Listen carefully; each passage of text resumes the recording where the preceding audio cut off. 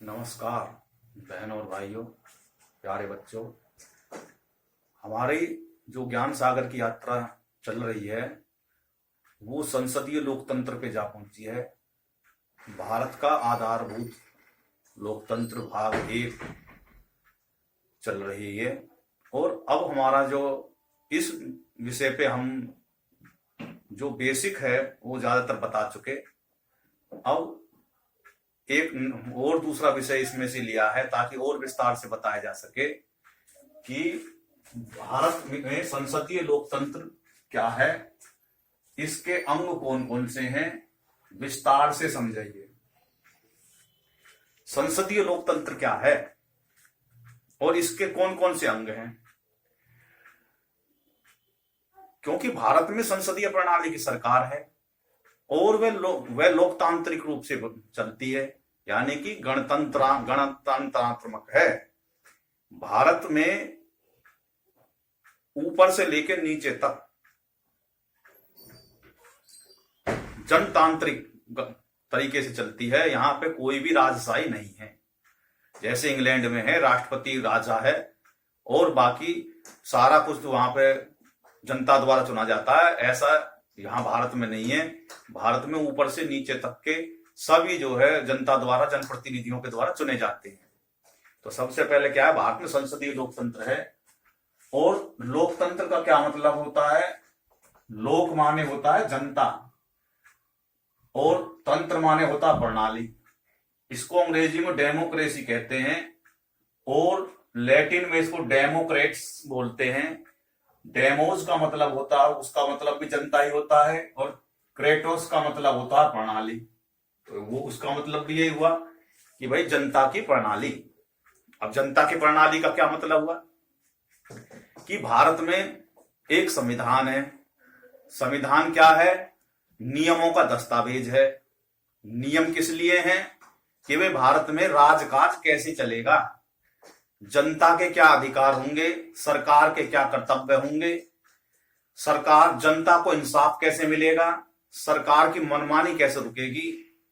इस विषय में उसमें जो है कायदे कानून के नियम बने हुए हैं और उन नियमों को आधार बनाकर ही आगे कानून बनते हैं। ये पहले मैं बता चुका। तो अब भारत में संसदीय प्रणाली की सरकार चुनी कि भाई संसदीय प्रणाली की सरकार हम चुनेंगे। संसदीय प्रणाली की सरकार का क्या मतलब है कि भाई एक राष्ट्रपति होगा। राष्ट्रपति उसमें संसदीय प्रणाली सरकार में नाम मात्र का कार्यपालिक प्रमुख होता है। वो केवल हस्ताक्षर करता है और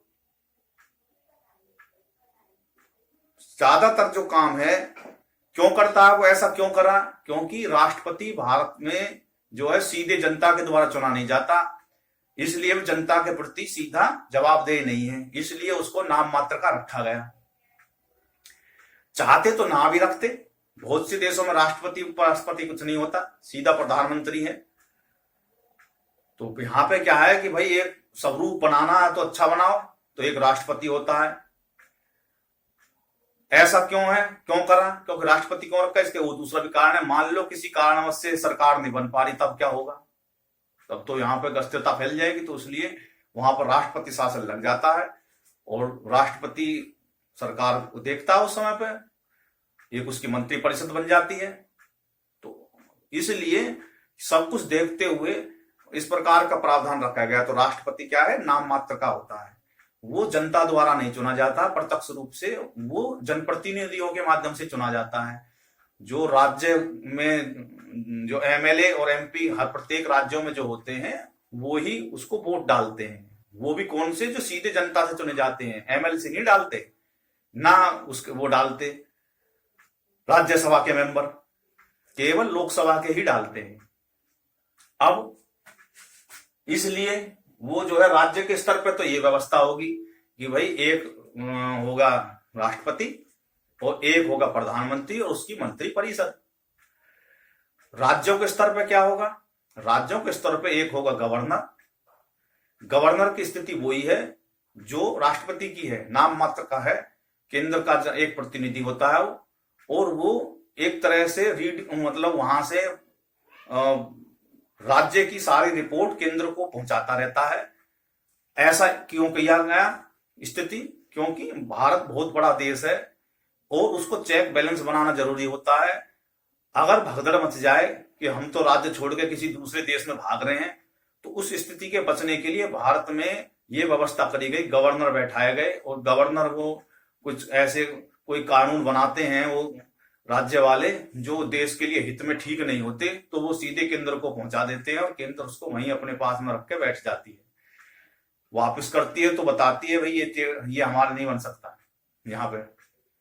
तो कहने का मतलब क्या है कि भारत में बड़ा सोच समझ के इस प्रकार का ढांचा खींचा गया संविधान में, ताकि भविष्य के तौर पे लंबा चले, कोई गड़बड़ ना हो बीच बीच में। जैसे और देशों में अस्थिरता फैल जाती है, भारत में नहीं फैल सकती कभी भी ऐसे। तो इस प्रकार से वहां पे गवर्नर होता है और एक मुख्यमंत्री होता है, उसकी होती है मंत्रिपरिषद। राज्यों में मुख्यमंत्री जो होता है कार्यपालिका का अध्यक्ष होता है और केंद्र में प्रधानमंत्री कार्यपालिका का अध्यक्ष होता है। वे दोनों यानी कि जो प्रधानमंत्री होता है वो संसद की लोकसभा के जो ऊपरी सदन होता है वो तो राज्यसभा होता है, और जो निचला सदन होता है वो लोकसभा होता है, उसके प्रति जवाबदेह होता है और वहीं वो बहुमत साबित करता है। इसी प्रकार से मुख्यमंत्री विधानसभा के प्रति जवाबदेह होता है और विधानसभा में अपने बहुमत साबित करते हैं। अब भारत में क्या है, जनप्रतिनिधि आत्मक सरकार है। जनप्रतिनिधि का क्या मतलब होता है कि भारत बहुत बड़ा देश है, 150 करोड़ जो हैं लोग हैं। अब सब कहने लगे भैया हम भी बनेंगे प्रधानमंत्री, हमें कैसे काम चलेगा? तो उसमें नियम बनाए गए कि भाई जो भी 18 साल की उम्र का है वो तो बनेगा वोटर, और जो 25 साल का है वो चुनाव लड़ सकता है। एमपी और एमएलए के चुनाव लड़ने के लिए 25 साल उम्र होना जरूरी है। राष्ट्रपति और राज्यपाल बनने के लिए 35 साल होना जरूरी है, और राज्यसभा का मेंबर बनने के लिए 30 साल की उम्र होना जरूरी है। अब जो केंद्र स्तर पे जो बनता है सरकार का अंग, वो मैंने बताया कि भाई एक राष्ट्रपति होता है और उसकी दो राष्ट्र संसद, उसकी संसद की दो सदन होते हैं, लोकसभा और राज्यसभा। लोकसभा में प्रधानमंत्री सदन का नेता होता है और राज्यसभा में जिसकी सरकार होती है उसका कोई सदस्य जो है वहां का नेता होता है राज्यसभा में। और एक विपक्ष होता है जिसका बहुमत नहीं होता, वो विपक्ष होता है। विपक्ष का भी रचनात्मक अगर सहयोग करे तो बहुत बढ़िया व्यवस्था बनती है, वरना शासन व्यवस्था बिगड़ जाती है और वो हंगामा करते रहते हैं और काम नहीं करने देते उसको। जैसे आज के हालात में जो है कांग्रेस जो है वो अस्थिरता फैलाने की कोशिश में लगी हुई है। वो चाहती है कि देश में गदर मचे और सरकार रास्ता निकालने की कोशिश करती है। और लोकसभा के जो अध्यक्ष होते हैं वो चाहें तो जो भी गदर काटते हैं उनको मार्शलों के जरिए उठा के उनकी कॉलर पकड़ के बाहर फेंक सकते हैं, लेकिन वो अभी क्योंकि मर्यादा की बात होती है अच्छा नहीं लगता। वो चाहते हैं कि वे खुद ही सुधर जाएं, वरना ऐसा भी समय आएगा इनको उठा के बाहर फेंक देंगे, नहीं भैया जाओ बाहर गदर काटो। तो ऐसा होता है। उसके बाद में ऐसे राज्यों के स्तर पे होता है, तो उसको हम आगे बताएंगे। तो भारत जो है 2024 में देखा गया कि जो वोटर थे भारत में, जो जनप्रतिनिधि चुनते हैं वो थे 97 करोड़। यानी इतनी बड़ी तादाद में संसार में कोई नहीं है वोटर, वो इसलिए भारत जो संसार का सबसे बड़ा लोकतंत्र कहलाता है। इस प्रकार से सरकार जो का निर्माण होता है। सरकार के 3 अंग बनते हैं संसदीय लोकतंत्र में। सरकार के 3 अंग कौन से थे? विधायिका जो केंद्र के स्तर पे संसद होती है, मैंने बताया, और